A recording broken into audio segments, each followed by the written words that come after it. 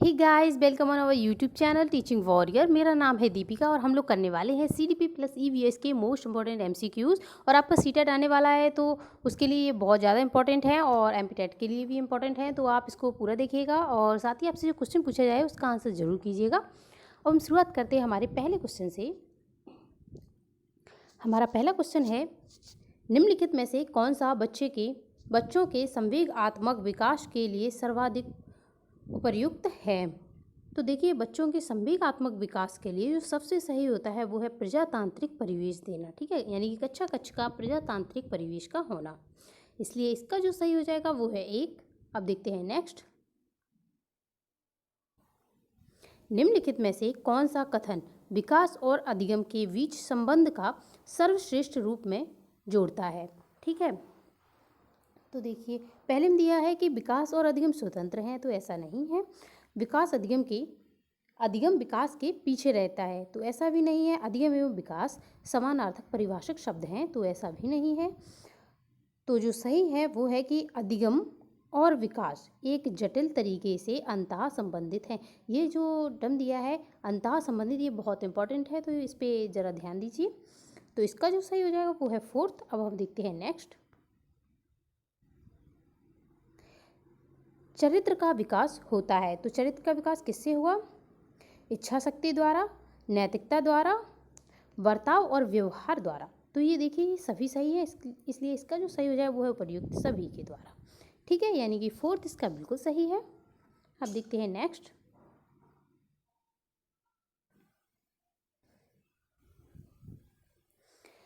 एक प्रसामान्य 12 वर्ष की आयु के बच्चे में सबसे अधिक होना संभव है। बताइए, 12 वर्ष का एक बच्चा है, यानी कि किसमें है? बाल्यावस्था में। ठीक है, तो बाल्यावस्था कितने तक होती है? 6 से 12। ठीक है, ये याद रखिएगा। अब जब 12 वर्ष का बालक है उसमें सबसे अधिक क्या होगा? तो वो चाहता होगा कि उसके जो समकक्षी हैं उनसे उसको अनुमोदन प्राप्त हो। ठीक है, इसलिए जो सही है वो है इसका फोर्थ। अब देखते हैं नेक्स्ट। अल्पवयस्क बच्चों के अधिगम में अभिभावकों की भूमिका होनी चाहिए। तो अभिभावकों की भूमिका कैसी होनी चाहिए? वो होनी चाहिए अग्र सक्रिय। ठीक है, इसका भी बिल्कुल सही है। अब देखते हैं नेक्स्ट। बचपन का सांप्रतिक दृष्टिकोण की मान्यता है, तो इसकी मान्यता क्या है? कि बचपन वृद्धि और परिवर्तन का एक अनूठी अवधि है। ठीक है, बचपन क्या है? वृद्धि एवं परिवर्तन की एक अनूठी अवधि है। ठीक है, इसका फोर्थ बिल्कुल सही है। अब देखते हैं नेक्स्ट। विकास के किस काल को अत्यधिक दबाव एवं तनाव का काल कहा जाता है? तो ये हम कहते हैं किशोरावस्था को। ठीक है, और ये कहा किसने? ये कहा है स्टैनली हॉल ने। ठीक है, और स्टैनली हॉल कौन है? वो है बाल विकास, वो किशोरावस्था के जनक कहलाते हैं। ठीक है, याद रखिएगा। और साथ ही आप मुझे बताइएगा कि प्रत्येक बालक स्वयं में विशिष्ट होता है, ये किसने बोला है? ठीक है, यानी कि प्रत्येक बालक स्वयं में विशिष्ट होता है, ये किसने बोला है? आपको ये कमेंट बॉक्स में जाकर के बताना है। अब देखते हैं नेक्स्ट। विकास का सही संबंध परिपक्वता से है। विकास का वही संबंध परिपक्वता से है जो उद्दीपक का किससे होगा? प्रतिक्रिया से। Stimulus and response. ये किसकी थ्योरी है? ये भी आप बताइए कमेंट बॉक्स में। अब देखते हैं नेक्स्ट। शैशवावस्था में बच्चों की क्रियाकलाप डैश होते हैं। कैसे होते हैं? तो ये होते हैं मूल प्रवृत्ति पर आधारित। ठीक है, तो ये इसका बिल्कुल सही है। नेक्स्ट क्वेश्चन है हमारा, स्व केंद्रित अवस्था होती है बालक के लिए। बालक के लिए स्व केंद्रित अवस्था कौन सी होती है? तो वो होती है 3 से 6 साल की।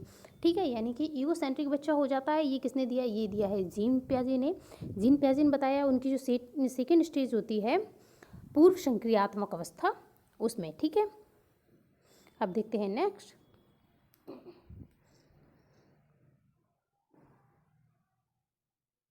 माँ बाप के साई से बाहर निकलकर अपने साथी बालकों की संगत को पसंद करना संबंधित है। ये किससे संबंधित है? ये संबंधित है पूर्व किशोरावस्था से। तो अब हमारा नेक्स्ट क्वेश्चन है, मानसिक परिपक्वता की ऊंचाइयों को छूने के लिए प्रयत्नरत रहना संबंधित है। तो ये है किशोरावस्था से, ठीक है, यानी कि इसका हो जाएगा फर्स्ट। अब देखते हैं नेक्स्ट। पूर्वग्रही किशोर किशोरी अपनी डैश के प्रति कठोर होंगे। किसके प्रति कठोर होंगे ये? तो ये होंगे अपनी समस्याओं के प्रति, ठीक है, यानी ये इसका बिल्कुल सही है, यानी कि ये होंगे अपनी समस्याओं के प्रति कठोर। फिर नेक्स्ट है बाल्यावस्था के प्रमुख मनोवैज्ञानिक विशेषता क्या है? हमसे पूछा गया है कि बाल्यावस्था की, तो परनिर्भरता ये नहीं है। सामूहिकता की भावना, हाँ ये सही है। फिर धार्मिकता नहीं होती। अनुकरण प्रवृत्ति का अभाव, ऐसा भी नहीं है। तो इसका जो सही हो जाए वो है सामूहिकता की भावना।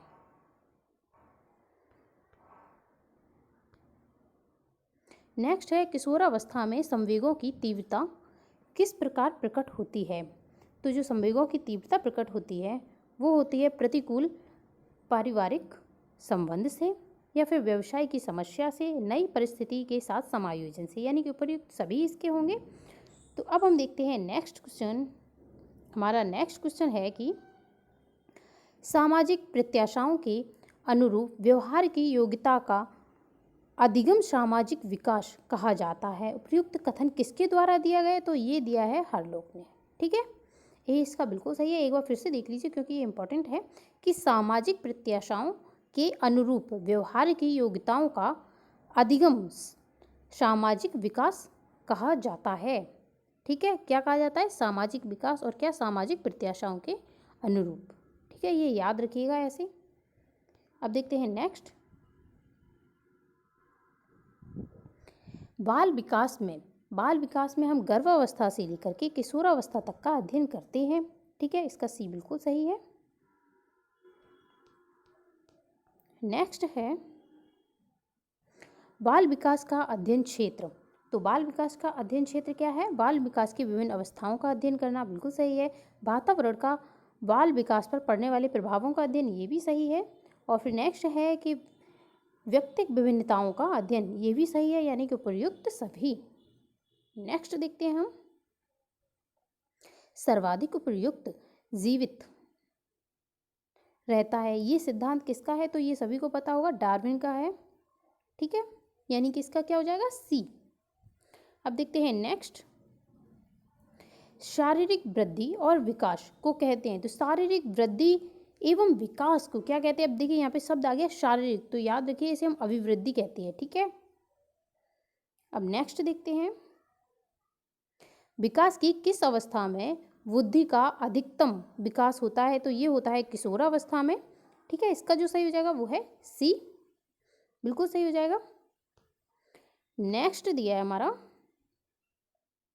व्यवहारवादी डैश ने कहा है मुझे नवजात शिशु दे दो, मैं उसे डॉक्टर, वकील, चोर या जो चाहो वो बना दूंगा। ये किसने कहा? ये कहा है वाटसन ने, ठीक है। और वाटसन कौन है? इन्होंने व्यवहारवाद की नींव रखी है, ठीक है, व्यवहारवाद के जनक कहलाते हैं वाटसन, ठीक है, इसका सी बिल्कुल सही है। अब हम देखते हैं ईवीएस के क्वेश्चंस। तो हमारा ईवीएस का पहला क्वेश्चन है निम्नलिखित में से सत्य कथन चुनिए। तो पहला दिया है कि जो हाथी होते हैं वो गंदे पानी में खेलना पसंद करते हैं, तो ये बिल्कुल सही है क्योंकि इनके शरीर को ठंडक पसंद है। तो हाँ ये बिल्कुल सही है, जो हाथी होते हैं वो गंदे पानी में खेलना पसंद करते हैं क्योंकि इनके शरीर से पसीना नहीं निकलता है, ठीक है, ये भी याद रखिएगा। और जो कीचड़ होता है इनको ठंडक प्रदान करता है, इसलिए ये करते हैं। अधिकांश हाथी दिन में लगभग 10 घंटे आराम करना पसंद करते हैं, तो ये बिल्कुल गलत है, वो 2 से 4 घंटे ही सोते हैं, ज़्यादा नहीं सोते हैं, ठीक है। फिर नेक्स्ट है कि 3 महीने के हाथी के बच्चे का वजन 200 किलोग्राम होता है, तो हाँ बिल्कुल सही है। नेक्स्ट है कि अधिकांश बड़े हाथी एक दिन में लगभग 100 किलोग्राम पत्तियां खा जाते हैं, तो ये भी सही है, ठीक है। तो हमारा गलत कौन सा था? ये वाला, यानी कि सेकंड गलत था। अब हम देख लेते हैं, सेकंड इसमें है, ये भी गलत हो गया, ये भी। हमारे जो सही है वो है first, third and fourth, okay. अब देखते हैं नेक्स्ट। मधुबनी चित्रकला के बारे में सही कथन चुनिए। तो पहला दिया है कि इन चित्रों को बनाने में नील, हल्दी, फूल, पेड़ों के रंग आदि का इस्तेमाल किया जाता है, तो ये बिल्कुल सही है, ठीक है। फिर नेक्स्ट दिया है, इन चित्रों में इंसान, जानवर, पेड़, फूल, पक्षी और मछलियाँ आदि दिखाई जाते हैं। तो ये भी बिल्कुल सही है। यह लोक चित्रकला बहुत पुरानी है, इसका नाम मधुबनी नामक स्थान के नाम पर पड़ा। तो ये भी सही है। नेक्स्ट है कि मधुबनी राजस्थान का अति प्रसिद्ध जिला है। तो ये बिल्कुल गलत है। ये कहाँ का है? बिहार का है। ठीक है, याद रखिएगा, बिहार का है। तो फोर्थ हमारा गलत हो रहा है। तो यहाँ से हटा दीजिए। जो सही है वो कौन सा हो जाएगा? ए, वी एंड सी। ओके, यानी कि फोर्थ हमारा बिल्कुल सही है। अब देखते हैं नेक्स्ट। कोई पक्षी पेड़ की ऊंची डाल पर अपना घोंसला बनाता है। यह पक्षी हो सकता है। तो देखिए, जो सबसे ऊंची डाल पर घोंसला बनाता है वो है कौआ। ठीक है, यानी कि 3 इसका बिल्कुल सही है। अब नेक्स्ट, पोचमपल्ली एक गांव है। यह गांव एक विशेष प्रकार के कपड़े की बुनाई के लिए प्रसिद्ध है। इसे भी पोचमपल्ली ही कहते हैं। यह गांव निम्नलिखित में से किसका भाग है? तो ये भाग है आंध्र प्रदेश का। ठीक है, इसे याद कर लेना। ये बहुत बार पूछे जाते हैं क्योंकि ये सारे क्वेश्चन मैंने एनसीईआरटी से लिए हैं। तो प्लीज़ आप इनको जरूर कीजिएगा। अब देखते हैं नेक्स्ट, रेगिस्तानी ओक के बारे में सही कथन का चुनाव कीजिए। इसमें भी हमें मिलाने पड़ेंगे। हाँ, क्वेश्चन थोड़ा छोटा कर, चलो आधा कर करके पढ़ लेते हैं। ठीक है, तो पहला दिया है, यह पेड़ ऑस्ट्रेलिया में पाए जाते हैं। कहाँ पाए जाते हैं? ऑस्ट्रेलिया में। फिर नेक्स्ट है हमारा कि यह एक विशेष प्रकार का पेड़ है जिसकी जड़ें टहनियों से लटकती है। तो ये बिल्कुल गलत है। टहनियों से जो जड़ें लटकती हैं वो होता है बरगद का। ठीक है, और ये ऑस्ट्रेलिया में पाया जाता है। ये बात बिल्कुल सही है। ये वाला गलत हो गया हमारा। इस पेड़ की जड़ें जमीन में उस गहराई तक जाती हैं जब तक कि पानी तक ना पहुंच जाए। तो ये भी बिल्कुल सही बात है। ठीक है, अब नेक्स्ट देखते हैं। नेक्स्ट क्या दिया है, इस पेड़ के तने में पानी जमा होता रहता है और स्थानीय लोग पतले पाइप का प्रयोग करके इस पानी को पीते हैं। तो ये भी बिल्कुल सही है। हमारा जो गलत था वो है वी। तो अब देख लेते हैं वी किस किस में है। देखिए, बी इसमें भी आ रहा है, ये भी गलत, ये भी एंड ये भी। हमारा जो सही हो गया वो है फर्स्ट, यानी कि 1, A, C and D। Okay, अब देखते हैं नेक्स्ट, अबू धाबी के विषय में सही कथन चुनिए। तो देखिए, ये एक रेगिस्तानी इलाके में है, बिल्कुल सही है। अबू धाबी में पानी पेट्रोल से भी महंगा है, ये भी सही है। यहाँ की स्थानीय भाषा अरबी है। नहीं, यहाँ की स्थानीय भाषा अरबी नहीं है। ठीक है, तो हमारा देखिए सही कौन कौन सा हो गया। तो हमारा जो सही है वो है फर्स्ट, यानी कि ये एक रेगिस्तानी इलाके में है और यहाँ पे जो पानी है वो पेट्रोल से भी महंगा है, बिल्कुल सही है। नेक्स्ट है कि यहाँ की स्थानीय भाषा अरबी है। तो सॉरी, हाँ, ये बिल्कुल बिल्कुल सही है। यहाँ की जो स्थानीय भाषा है वो अरबी ही होती है। ठीक है, सॉरी, ये मेरी मिस्टेक थी। देख लीजिए, इस यहाँ की जो स्थानीय भाषा है वो अरबी ही है। ओके, ऐसे याद रख लीजिए, आ से अबू धाबी और आ से अरबी। ठीक है, ये याद रहेगा आप। तो हमारा जो पहला सही है, सेकंड सही है एंड थर्ड भी सही है। नेक्स्ट दिया है कि अबू धाबी की मुद्रा रुपये को दिनार कहते हैं। तो ये वाला गलत है। ठीक है, यानी कि डी हमारा गलत हो गया। अब हम देखते हैं ऑप्शन, ये भी गलत है, ये भी एंड ये भी। तो हमारा जो सही हो गया वो है हमारा फोर्थ, यानी कि ए, बी एंड सी हमारी सही है। नेक्स्ट है हमारा क्वेश्चन, कुछ जानवर रात में जागते हैं। ये जानवर हर चीज़ को जिस रंग में देखते हैं वे रंग हैं। तो देखिए, ये हमेशा देखते हैं काले और सफ़ेद में, ब्लैक एंड वाइट। ओके, यानी कि इसका जो सही हो जाएगा वो हो जाएगा 3। नेक्स्ट देखते हैं,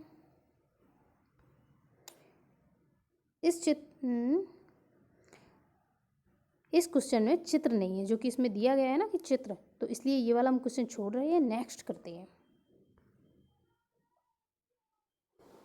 मृत सागर क्या है? ऐसा सागर जो सभी महासागरों व सागरों से ज़्यादा नमकीन है। तो ये बिल्कुल सही है। नेक्स्ट है कि ऐसा सागर जिसका पानी जहरीला है। तो जहरीला पानी नहीं होता है। ठीक है, ऐसा सागर जिसमें ज्वार भाटा बहुत तीव्र गति से आते हैं, ऐसा भी नहीं है। और ऐसा सागर जिसमें जहाज चलाना खतरनाक है, तो ऐसा भी नहीं है। तो हमारा जो सही है वो है पहला, यानी कि इस प्रकार का सागर जिसमें जो लवणीयता है या फिर जो नमकीन जो उसका पानी है वो बहुत अधिक नमकीन है बाकी की समुद्र की अपेक्षा। ठीक है, नेक्स्ट देखते हैं।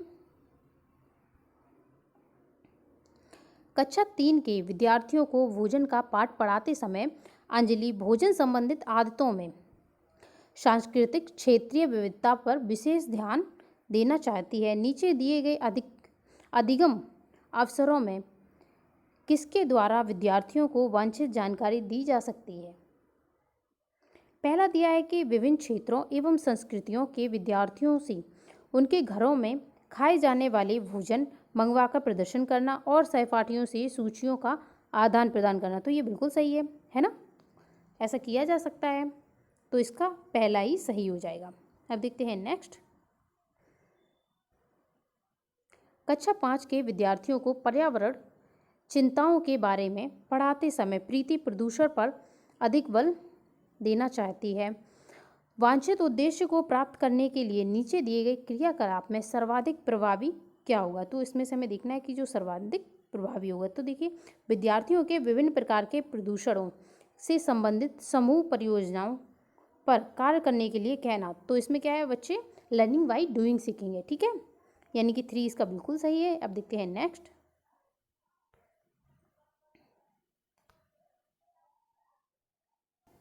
तो हमारा क्वेश्चन है, नेहा कक्षा 5 की ईवीएस विषय में नीचे दिए गई मूल्यांकन तकनीक का प्रयोग करती है। तो देखिए, पहला क्या है कि हस्तसिद्ध क्रियाकलापों का मूल्यांकन। हाँ, सही है। नेक्स्ट है गृह कार्य। तो हम बच्चों को गृह कार्य पर जोर नहीं देते। ठीक है, नेक्स्ट है परियोजना कार्य मूल्यांकन। तो ऐसा भी नहीं। फिर नेक्स्ट है कि मौखिक परीक्षा नीचे दिए गए, यानी कि मौखिक परीक्षा ये यहाँ तक होगा। ठीक है, फिर पूछा गया इसमें कि नीचे दिए गए तकनीकों का कौन सा युग्म अधिक वस्तुनिष्ठ मूल्यांकन दे सकता है? ठीक है, इसमें से जो हमें गृह कार्य वाला तो बिल्कुल भी ठीक नहीं लगा था, तो ये भी हटा देंगे, ये भी हटा देंगे। ठीक है, और फिर जो सही है, जब हमने सेकंड वाला हटा दिया सबसे, तो हमारा जो सही निकला वो है पहला। ठीक है, यानी कि हस्तसिद्ध क्रियाकलाप और मौखिक परीक्षा। ठीक है, वैसे थर्ड तीसरा भी था, वो सही तीसरा भी था, लेकिन जो सबसे सही है वो है पहला और चौथा। अब देखते हैं नेक्स्ट। ईवीएस में किसी अच्छे गृह कार्य को मुख्यतः किस पर केंद्रित होना चाहिए? तो देखिए, ये केंद्रित होता है कि विस्तारित अधिगम के लिए चुनौतियों और उत्तेजना पर। ठीक है, यानी कि थर्ड इसका बिल्कुल सही है। अब देखते हैं नेक्स्ट। शालिनी ने कक्षा 4 के विद्यार्थियों को विज्ञान केंद्र दिखाने के लिए शैक्षणिक भ्रमण की योजना बनाई है। नीचे दिया गया कौन सा सामान्य निर्देश इस भ्रमण के लिए अप्रासंगिक है, यानी कि गलत बताना है हमें। ठीक है, अपना दिन भर का पूरा बस्ता लेकर चलना। अब देखिए, हम उसे ले जा रहे हैं किस पर, भ्रमण पर, तो हम क्यों लेकर के जाएंगे बस्ता? तो ये वाला गलत हो गया। ठीक है, यानी कि पूरे दिन का बस्ता ले जाना बिल्कुल बेकार बात है, ऐसा कुछ नहीं होना चाहिए। तो पहला वाला गलत है, बाकी के हमारे सही हैं फिर। ठीक है, अब देखते हैं नेक्स्ट।